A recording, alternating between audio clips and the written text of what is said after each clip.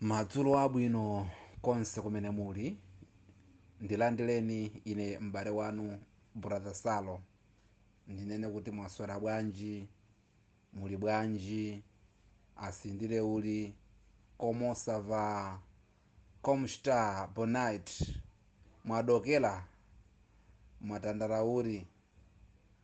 Ya choyambirira tiyamike mulungu kumwamba amene adatilenga ife komanso adalenga inu kulenga dziko lapansi ndi la kumwamba. Chachiwiri tafunire zabwino abale athu onse amene ali a Malawi, komanso timpemphe mulungu kuti mizimu ya abale onse amene atisiya pa ngozi ya mavuto amenewa, mizimu yawo iwuse mumtendere, mulungu ayikirepo zanja mafamily onse. Chabwino, ndikachoka apopo ndabwera ndi kauthenga kapena kunena kuti chiuthenga chimene ndikufuna tigawane lero lino pa 19 March 2023.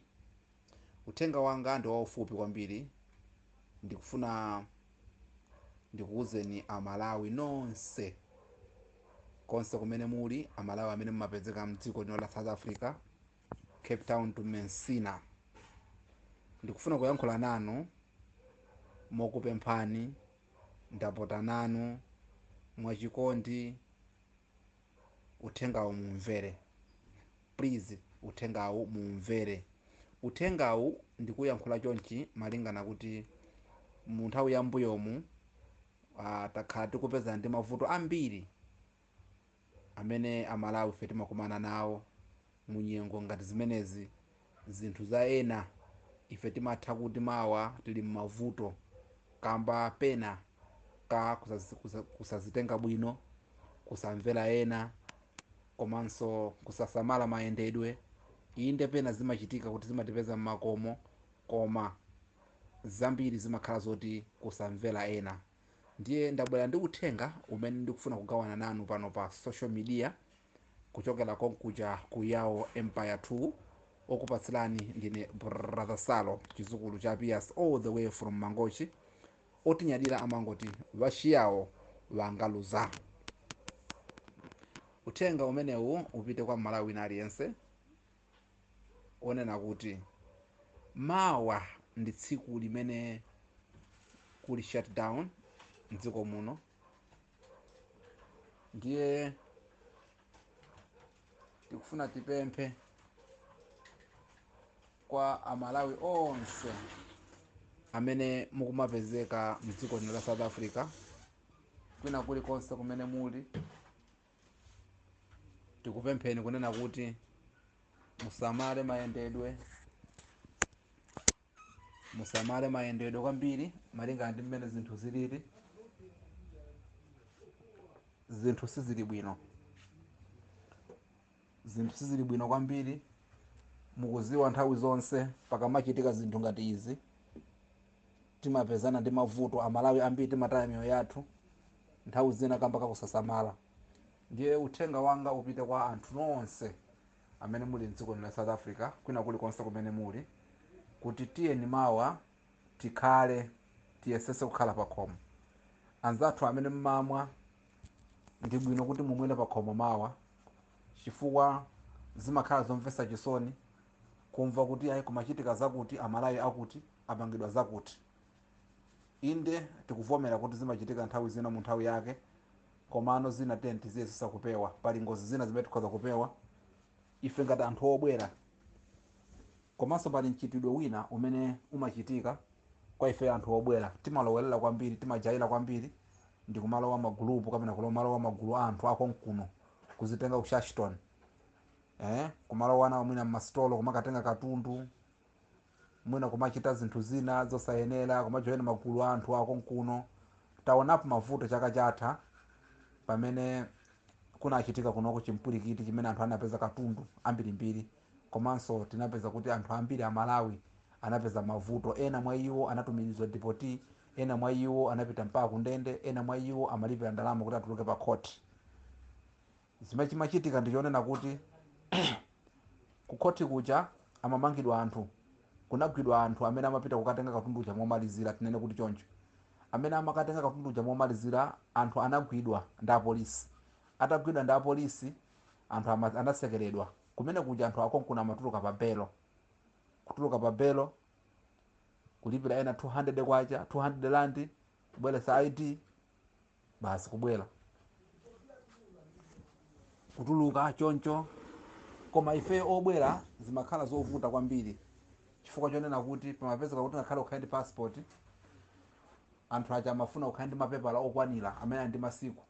Ndipo mapezeka kuti mpaka ena amapitisidwa kulindera.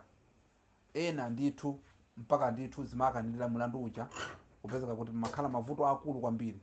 Ndiye tikufuna tipemphe kuti ulendo unowo zinanso mwa izo zimene zimachitika ndi zakuti ifeyo anthu aja pamene amatenga katundu azulawa m'masitolo muja, ena afe timagula ndi anthu aja. Ndiye tikagula katundu uja chimene chimachitika ndi chakuti anthu aja amanena kumauza apolisi aja mwakuti fuka apolisi amayenda kwina ndi mwina mwamayenda apolisi tuto kutenga katundu. Mwaona? Ndiye ena panafika poti ena kudana nafe zimatheka kuti kungofika ndiye amalozera kuti awonso kumatitenga anthu ife kukatimanga, zimene sizimakhala zabwino.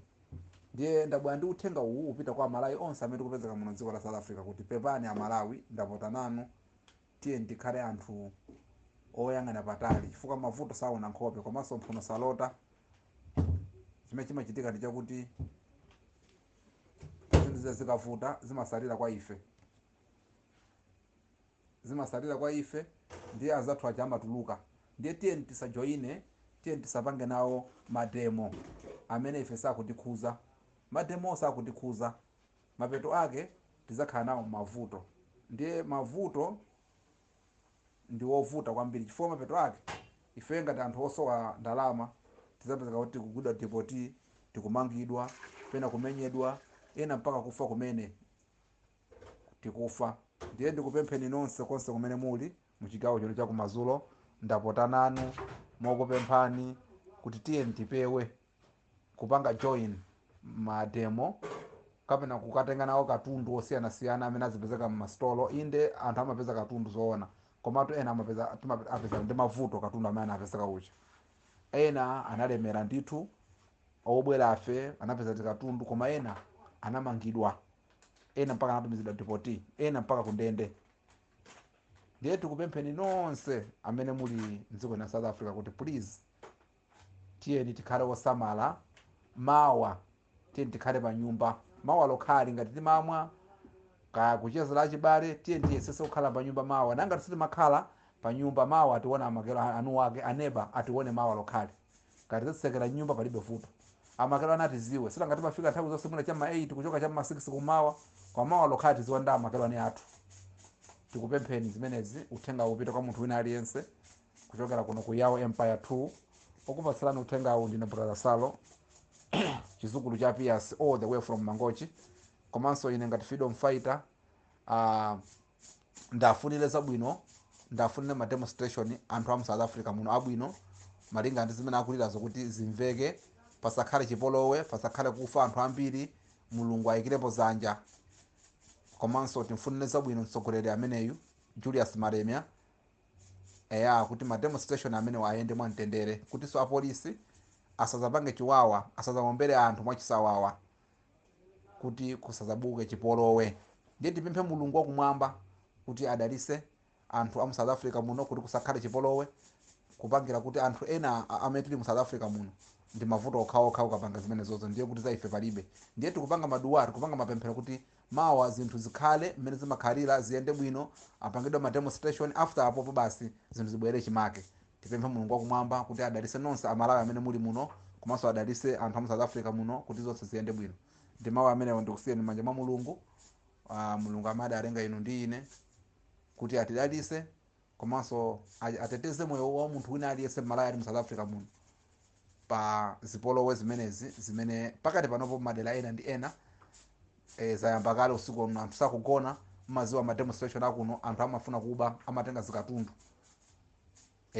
Ndiye tikupempheni Amalawi kuti musapange nawo join magulu ngati amenewo kupangira za moyo wathu. Zikomo kwambiri ndi uthenga umenewo mulungu azikudalisani kuchokera kuno ku Yawo Empire, kuchokera kwa ine brother Sallo chidzukulu cha Piyasi. Mukhale ndi tsiku labwino, mulungu azikutetezani. Amen. Amen.